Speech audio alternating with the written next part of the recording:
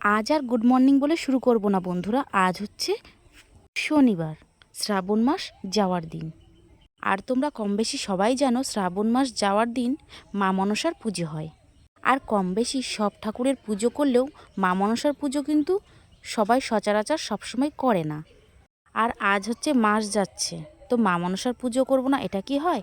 তাই সকাল সকাল স্নান সেরে ঘরের পুজোটা আগে করে ফেললাম, তারপর যাব পুজো দিতে।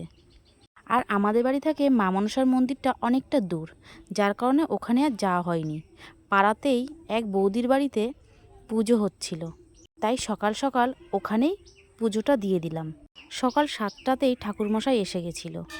ঠাকুরমশাইয়ের অনেক জায়গায় আজ পুজো ছিল, তার কারণে সকাল সকাল চলে এসেছে প্রায় 7টা নাগাদ।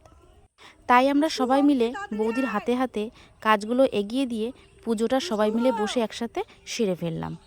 আর যারা এই ভিডিওটা দেখছো তারা যদি মা মনসাকে ভালোবেসে থাকো তাহলে কমেন্ট বক্সে একবার লেখো জয় মা মনসা।